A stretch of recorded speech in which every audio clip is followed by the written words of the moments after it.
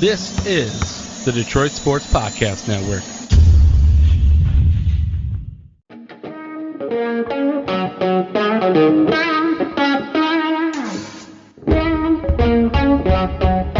The biggest icon in podcasting.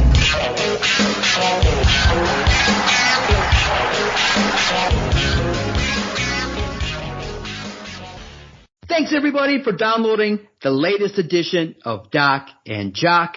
I am the Doc, John Macaroon. Joining me as always for this week's broadcast, my guy Adam, the Jock Strozinski. Fresh off the plane coming in from Atlanta. I think he got the chicken wings. I think he figured out the place to go. I can't wait to recap his quick little jaunt away from Michigan. I think it's always good at this point in time to get out of town a little bit for a couple days. Everyone gets a little stir crazy at the end of February because we've just been cooped up for so long. And I think it was really good for him to get away, going out to hot Atlanta. Now, did we lose you potentially? Are you potentially going to start looking for properties down south? Are you becoming a little Georgia peach out there? You know, there's a lot of debate whether there's a retirement home in Georgia or there's a retirement home in Colorado. A lot of back and forth. But I'm not moving anytime soon, so you don't have to worry about that. But I definitely needed to get away a little bit. Work's been kind of maddening lately, and I needed to kind of hit that refresh button. And we set this trip up a little while ago, and it was much needed. Probably wasn't the best time, but it was definitely much needed. And it was a good time, man. It was fun to get away for a few days, kind of go check out a couple of different areas. So normally when we go on vacation, we go travel to different places. We don't usually like staying in like a big city. When we first got there, we had dinner in Atlanta because we got there kind of late at night. So we had dinner in Atlanta, and that was really cool. We're in this cool little hip, trendy area. But then we ended up driving like an hour and a half north. We stayed in Blue Ridge, which is like up in the mountains.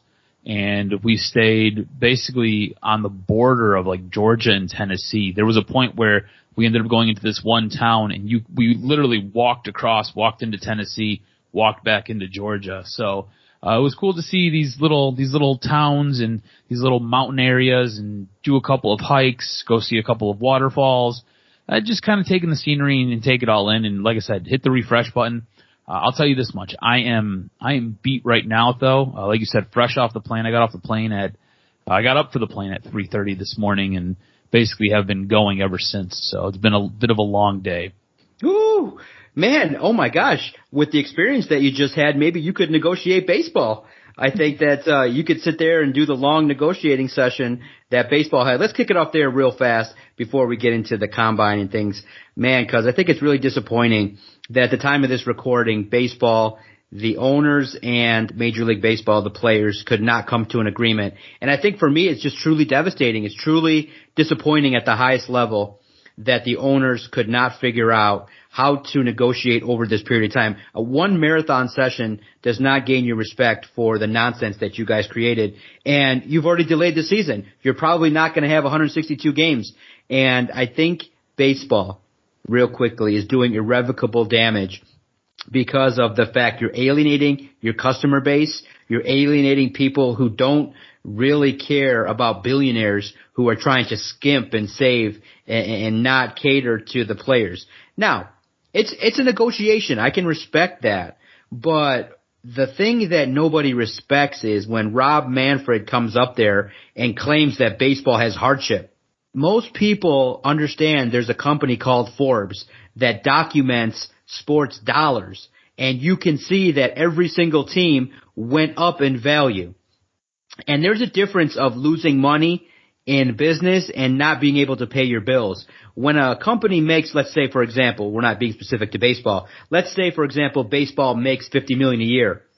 And then in the next year they make 47, and they're claiming hardship because they lost out on that $3 million in lost revenue. That's not hardship. Damn it, you can't fool people. You can't claim hardship when each team is profitable and maybe they operate at a loss, but each team went up in value tremendously. You can't claim hardship. Yes, you could make more money. We all could. But it's not to the point where I don't see the Arizona Diamondbacks folding up shop and saying, well, I can't pay my bills. So you're just trying to negotiate in a manner in which you're trying to save as much as possible. And it's disappointing at this point in time that this is where we're at with baseball. There will be no opening day at the end of April, I think, at the beginning of April. Now, could it happen just a little bit later? I think what you've read too, the owners are kind of okay with starting in the middle of May. How do you see this shit playing out? Because you and I, definitely hardcore football, hardcore basketball, we hit on the Tigers, but I was excited to hit on the Tigers this year because of A.J. Hinch, because of what the Tigers could be this year. But now, it's just like, really? Screw this, man. You're pissed me off. I mean, honestly, I think that right there is the sentiment from the fan base. And I think that's why baseball is at a bit of a crossroads right now. This was the potential to be the first season since 2019 where you could have a full 162-game slate. Yet the owners and the players can't come to terms on anything. And really, at this point, I blame a lot of this on Rob Manfred. And I think he is crippling this sport. This is what you had COVID-19 that took place in 2020. 2021, you had the relocation of the All-Star game. There was a whole lot of whatever that went on there. Again, that was another shortened season, another lockout season, and now you're looking at another lockout season. It's like back to back to back where you're having these shortened seasons, and what you're doing is you're pushing away that fan base. I mean, me and you both love baseball. Enjoy going to a Tigers game. Enjoy watching a baseball game on TV. I know you enjoy baseball with your nephew. And what you're doing here by having these continuous lockouts and this arguing over literally it's over pennies is what you're fighting for. You are now pushing away that younger fan base. It is really hard to get them back once you push them away and once the love for the game has eroded. They'll go find something else. You go find basketball. You can go find football. You can go find hockey. You can find soccer. You can find whatever. Baseball doesn't have to be there. And there's so many games in a baseball season. It's not like it's must-watch TV. I think you and I specifically were extremely excited about this upcoming season because you were going to start to see this team take another step forward. You're going to see some of these young pieces really develop. You're going to kind of see what this young roster looks like. And there was hope of this team contending. And right now, everything is on pause. You know, I was looking at opening day, possibly going down for the Tigers game. I'll let you in on a little secret. I was talking with your wife, possibly trying to get you tickets to opening day for that Friday. Oh, no! We were trying to work a couple things out. Now, the baseball season's on pause now.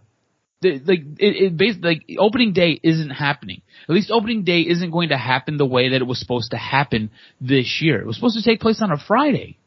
How great is opening day on a Friday in Detroit? It's fantastic. It's magical. It's wonderful. You don't get that. And if you're a younger baseball fan, you have to wait to see this team. And then you do a little bit of research and you try to figure out why do I have to wait? It's because you've got owners who are crying poor and you've got these butting of these heads where these guys essentially meet in a room for 15 minutes and 12 minutes of it is just them staring at each other, waiting for somebody to talk. Somebody opens their mouth, they say, okay, cool, we're done here. And that's it. And they go on their way. You can't negotiate like that. It's not possible to negotiate like that. And what ends up happening is you end up canceling the probably the best part of the early season in baseball. It's opening day is the best part of that very, very beginning of the season because it's all new. It's all fresh. All these teams have these different opening day celebrations. And you can go check out your team. You can see what you got going on. And it's fantastic. You don't get that. And for me, I think Rob Manfred is at the heart of this. He's at the center of it. He is going with this approach, this cost efficient. We have to make more money. He's essentially putting dollars before the love of the game. And I think it's killing the game. Rob Manfred, I think, is very quickly replacing Gary Bettman as the worst general manager in sports. He is very quickly, or worst commissioner in sports. I apologize. He is very quickly replacing Gary Bettman as that. Gary Bettman, arguably one of the worst commissioners. Everybody boos Gary Bettman, but I think Gary Bettman has done a really good job of changing things around for himself and with the NHL. I think Adam Silver's great.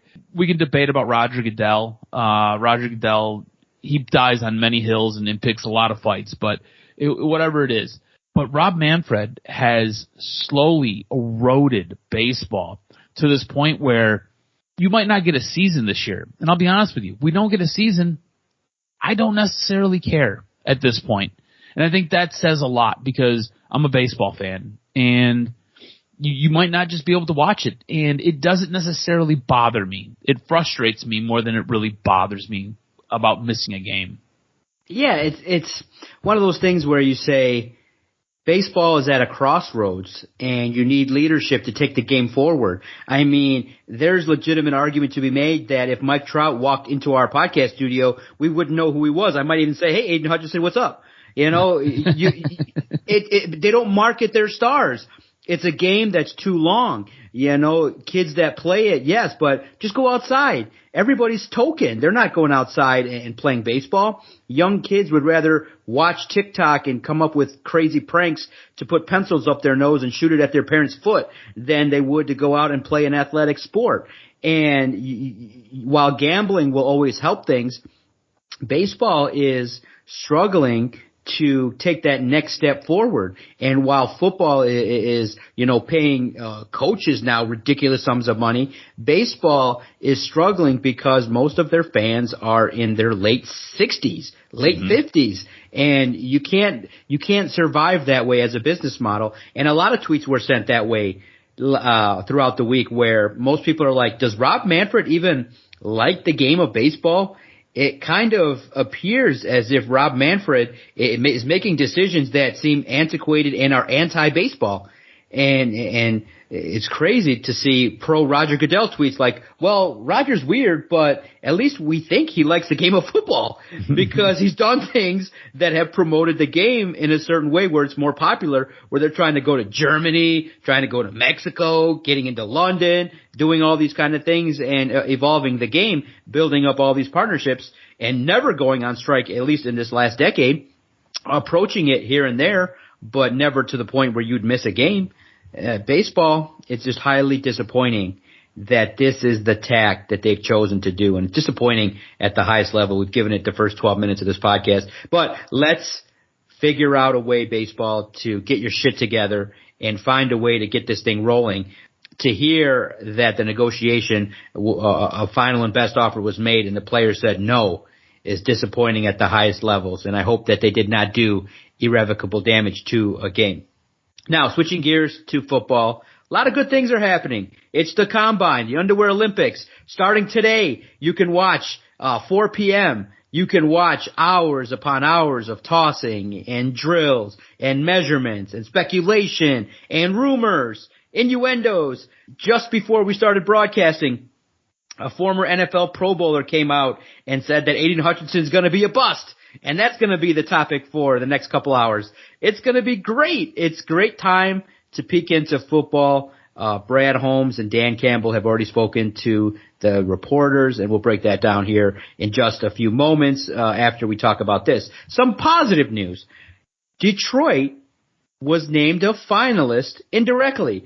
The Green Bay Packers president was talking, and he was discussing that the Packers and Green Bay are a finalist. And then he said, yeah, we're a finalist with Detroit and Washington. And everybody that caught wind of that was like, whoa, wait a minute, Detroit's a finalist. And you're hearing whispers that maybe Detroit is the strong leading contender to get the draft. And I think it would be great. It would be a great event. Rod Woods talked about it at SIO Lions, where he said that he was hoping that the pandemic would kind of move along and progress so that we could get back to partying and having a good time. I think the draft in Detroit, granted, if maybe we could get an extra couple weeks, maybe do it like around May 5th through the 10th, because you risk April showers and having a nightmare weather situation. But Detroit needs this. It would be tremendously fun. I think it would be great, man. Maybe me and you can make big, huge Lions chains and go in a less professional capacity. And you know what we'll do? We can potentially put on spikes, and we could be the Legion of Doom, baby. We could be the Dungeon of Doom, and we can go and put Raider fan to shame and have a good time with it. So it's really good it's a good opportunity to see everything going in and to see everything going on. And I think it's great. I don't see any cons. It's great news. See, I don't think Detroit's necessarily a fit. Now, I know Chicago hosted it a couple years ago, and it worked out pretty well. I just don't know if Detroit is built for something like this. I mean, normally the way this gets done, it takes place inside. It would take place inside Ford Field, I would believe. That's where the draft would be held. So then they would be doing stuff outside because that's generally kind of how it works. And I'm not sure how you would do anything outside by the field because you've got Comerica Park, which kind of butts up, and then you've got a couple of the restaurants, and you've got the parking lots. So unless you're going to utilize all of that space in that downtown area by the stadiums in that stadium district, I'm not sure how it works out. Now, I think you could do it, but you would have to really expand that blueprint, and I just don't know if it would work. I mean, this really comes down to, would Chris Ilitch be willing to give up some of his property for some of what would have to take place? And that's why I think there's a bit of a roadblock. I think the Fords could put it together and they could get it done, but I think you need Chris Ilitch's help, and I think you need Chris Ilitch's go ahead to be able to utilize some of those Comerica parking lots, to use some of that property and that real estate that the Ilitches have in the stadium district. Now, it would generate revenue, and that's generally what they're always all about. But I don't know if it works like it worked in Chicago, like it's worked. I think it's worked in Philadelphia. I don't know if it would work here in Detroit. And that's my big concern, is it's just more the layout of it. You would really need to figure out and really fine tune how you're going to position this and how you're going to present this. Because if you're having guys from the NFL Network basically sit on a booth and they're like right there on what is that? Is that I think it's Brush Street. You just have them sitting on Brush Street across the street from the Gem Theater. I don't know if that's going to work, like right out in front of 36th District Court. I just don't know if that works, I don't know if that makes for good television. I don't know if that makes for good watching. So you would have to be really creative with how you set this up and how you present it. And that's my big concern. Am I crazy for thinking that there might be some logistical issues with presenting this? Because it is a big deal. It is massive. And it's not like it's one of those things where it's small potatoes. I mean, you've got NFL Network, you've got ESPN, you've got generally 100 to 120 different people who are there for the draft, who are taking part in the draft as people who are being drafted and basically their entourage. So it's just this massive flux of people. And it has to convey well through television, and that's where I get a little bit concerned and why I don't think. Listen, we can trim that all down. Just invite MJ Acosta Ruiz, Mina Kimes, and the likes like that. We don't have to Cynthia Freeland, I should say. Just invite a certain segment of the NFL reporters, and we'll be all good, baby. You can cut out the likes of all the former NFL linemen and the quarterbacks. Just bring a contingent of NFL reporters that have a lot of great things to say, if I should say so myself. But yeah, I agree with your sentiments, your concern, but I think it's great for the city. I think that really, bottom line, it'd be fantastic for the city if they could get it to work.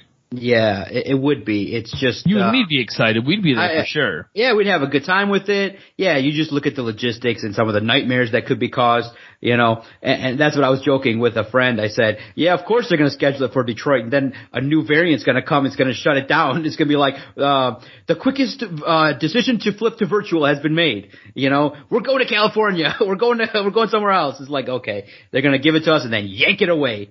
But for the city, it's nice to have events. I mean, it's been a minute since we've had something really huge to hang our hat on. So, the NCAA's done Final Fours, in hockey and things like that. But recently, I would expect a little bit more in regards to stuff at LCA, Ford Field, and the likes, in regards to the tournaments, the NCAA, March Madness, stuff like that. But, there's been regionals and stuff like that. But like a big, huge, I think the NFL would be the biggest thing ever. And I think the draft, especially if the Lions are there like in the middle, we have that anticipation in a couple years. Maybe they're drafting like 17th, 18th.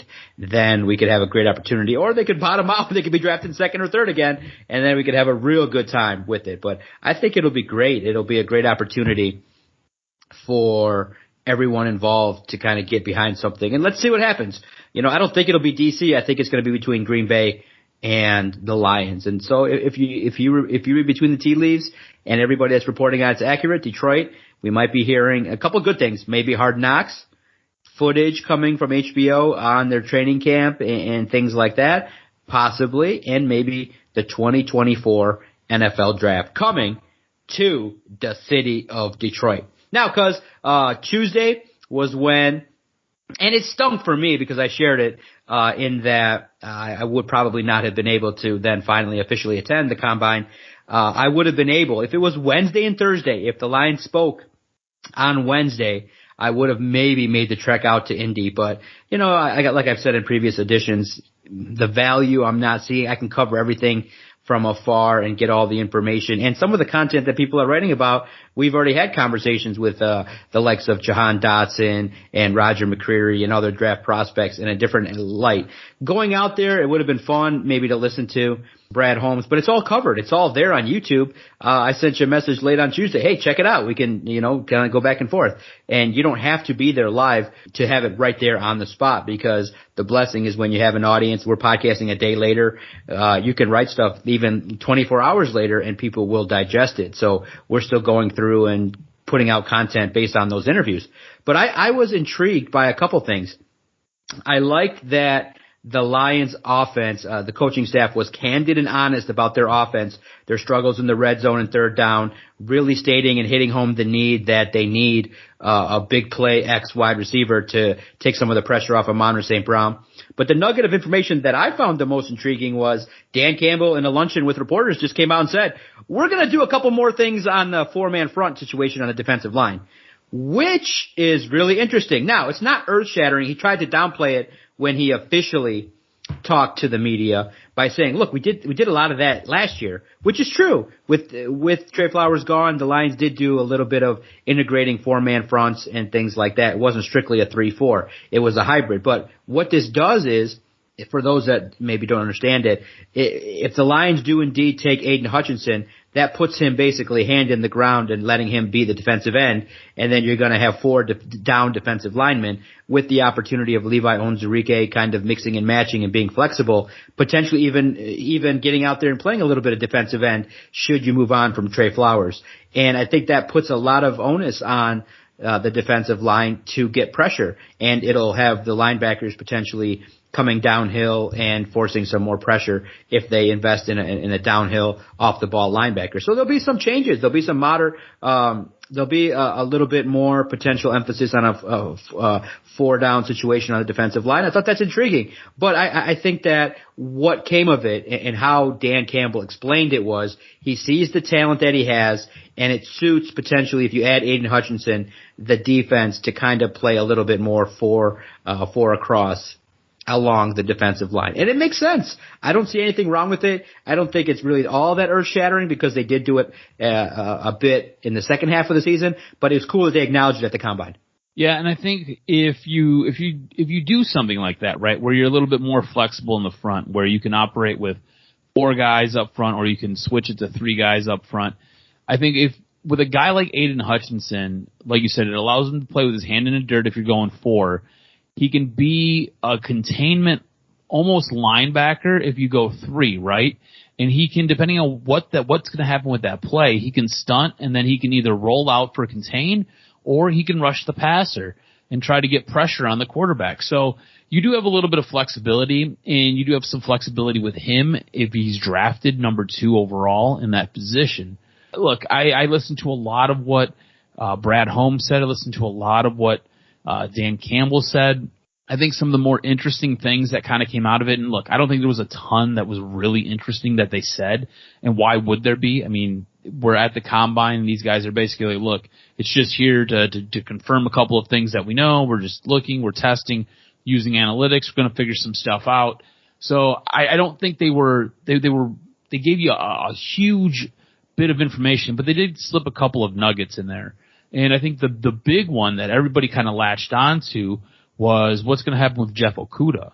I think you and I both thought that he probably would get moved back to safety, especially coming off of an Achilles injury. You're trying to salvage and almost repurpose this guy because some of his explosiveness and some of that speed that he had is going to go away. It's just the nature of the beast with an Achilles injury, and it's extremely difficult to rehab from. And you can get him into more game speed if you were going to utilize him as a safety. Dan Campbell's basically come out and said, look, he's going to be a corner. We're going to utilize him as a corner. He might be used as a nickel, might be used as a dime. We might end up moving him back to play some safety, but going forward, their mindset is he is going to be a corner next year. How do you see that playing out? Because I don't know how that works. I am concerned for that. I have a lot of apprehension. Look, I was not high on Jeff Okudah when he was drafted. Nothing that he has done in the last 2 years has basically swayed my opinion otherwise.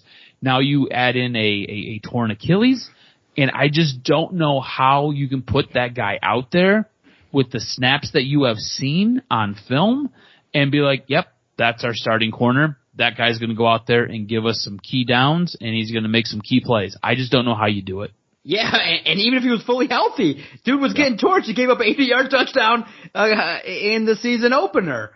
Now he's putting out workout videos, and everybody's like, oh, I wish him the best of luck, and that's fair to wish him the best. But, yeah, he's got a huge uphill climb. An Achilles injury is super tough to come back from. It could limit his speed. It could limit his and the risk of re-injuring it is super tough.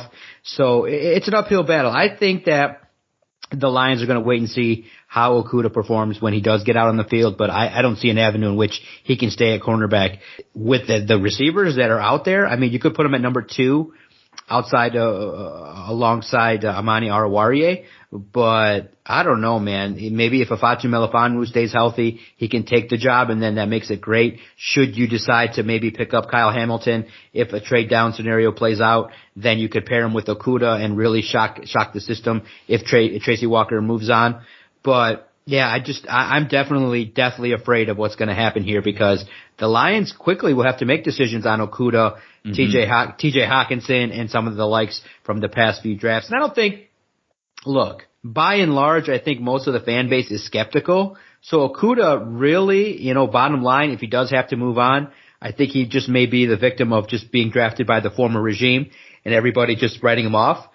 But if he's got that heart, that desire, and he comes back, hey, if he can kick off his career, all the best to him. But I just think that the position that he plays is set up to fail. And the official stance of DSP, at least from my side, is friends don't let friends play cornerback. Hell no. Hell no. You figure out a way to play running back, figure out a way to play tight end, move over to offense. You just get killed. And then you get your coach waving his finger in your face because you take one misstep because these wide receivers are so fine-tuned. One little cut. Cooper Kupp made Eli Apple the butt of jokes on Twitter for days. That's how bad it is to try and cover wide receivers in the National Football League. It's amazingly tough, amazingly challenging. So I just find that position to be tough. Absolutely, I think it's going to be tough to see that Jeff Okudah having success, but hopefully he proves everybody wrong. I like that Dan Campbell talked about what kind of quarterback he would like.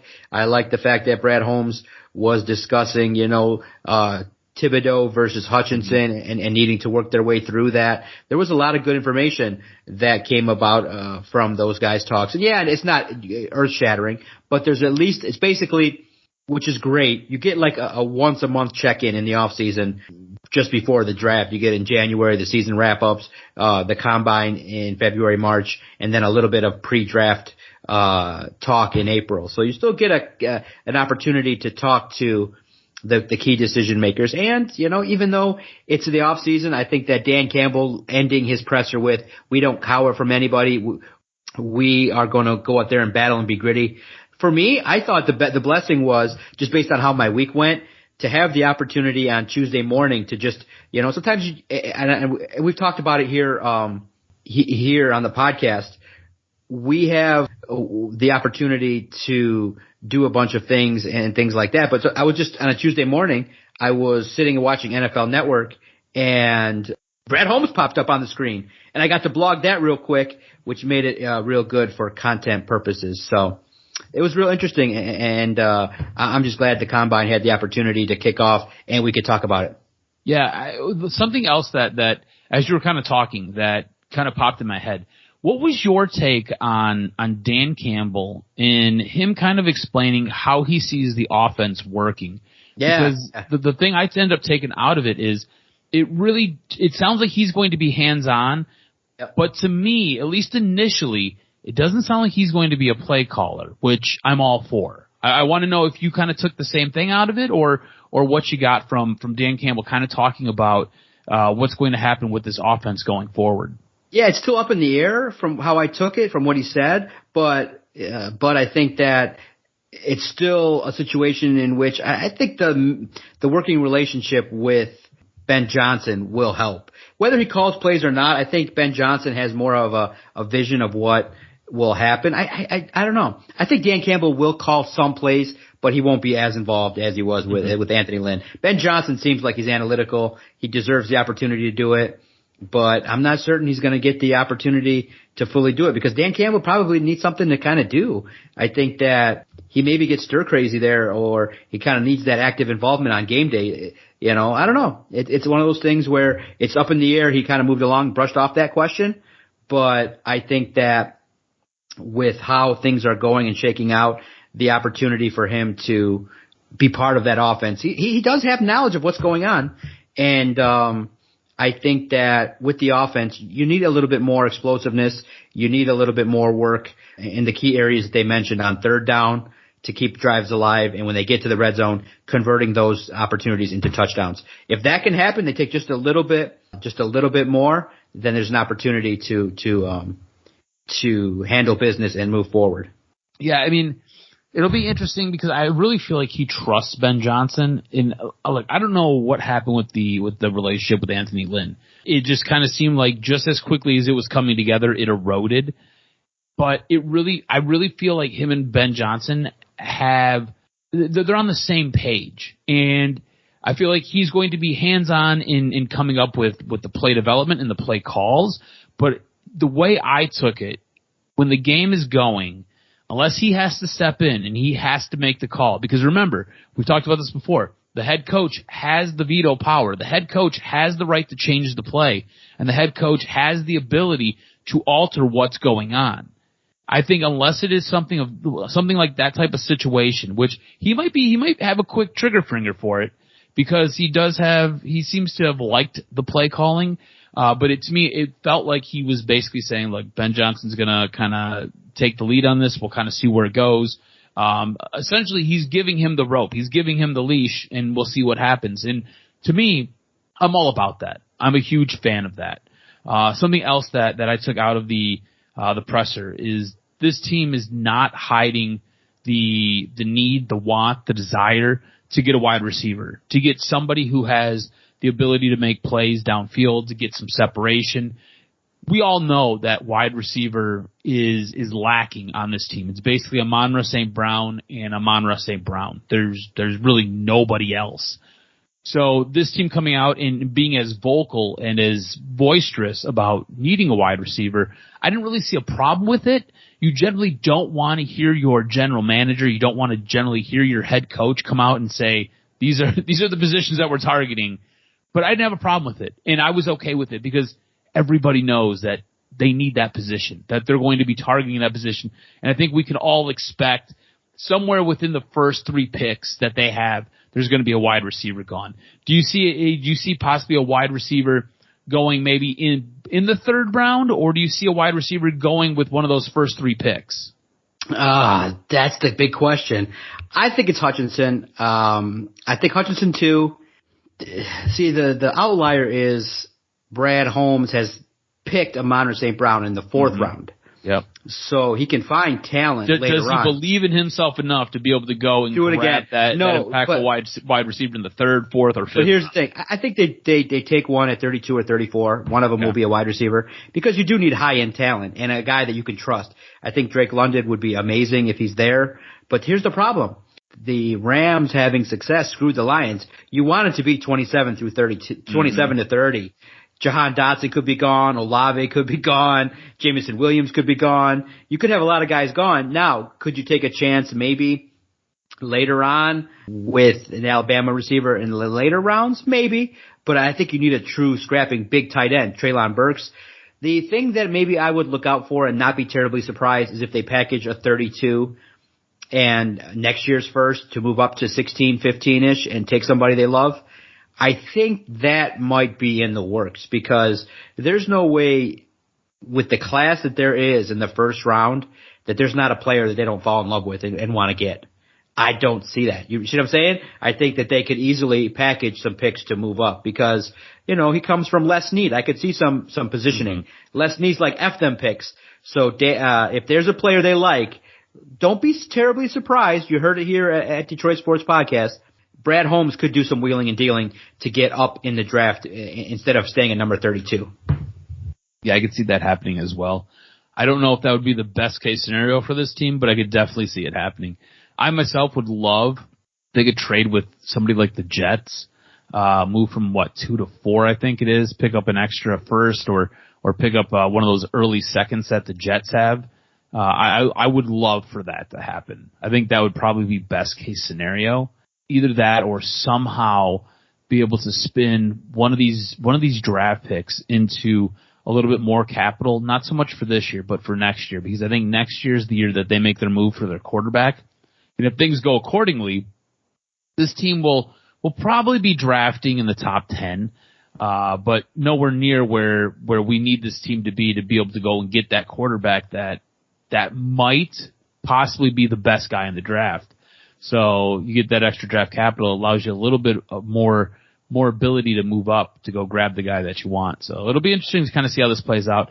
I can tell you this much, and I don't know where you are in all of this, but I feel pretty confident and I feel pretty comfortable with Brad Holmes making these decisions and making these calls and basically going about his business. I am comfortable with this. Usually it's like panic, but I don't have that urge to panic. I feel comfortable with what we seen last year with that draft and with that draft class and how it performed and how you got key snaps from basically every guy that was drafted last year. I feel comfortable. I feel confident in Brad Holmes doing a bang up job this year. I hope so, man. I'm nervous because I'm actually every day it's a little different. I'm nervous because this is a big draft. If they fuck it up, it's going to be a problem. It's a big couple drafts for the Lions. Mm-hmm. And this could be the part where we're sitting here just ahead of a show that we like to watch on Wednesday evenings, and we could recall and say, oh man, they truly jacked it up in 2022 and 2023, and it could cause the downfall of general manager Brad Holmes and head coach Dan Campbell. But we'll see. There's a lot more to do. There's a lot more to speculate on, and we'll be doing it here every week at SIO Lions and the Detroit Sports Podcast Network. Make sure, everybody, you follow Adam on Twitter at AdamRSTROZ. Follow the network at Detroit Podcast. If you've agreed or disagreed with anything you've heard, hit us up. Let us know. You like it? You don't like it? You think we're fake news podcasters? Whatever. Let us know. Let us know what you think. If our topics are absurd, hit us up. Let us know. We'll always be here taking bullets and trying to bring you guys the best audio content that we can. Oh, great recording. I love the opportunity to sit back and take a few moments to talk sports with my cousin Adam. It's a good time, man. This episode's over. Podcasting time has come to a close for this week. Let's get after it, Detroit sports, and let's see what this combine's all about. See you guys next week.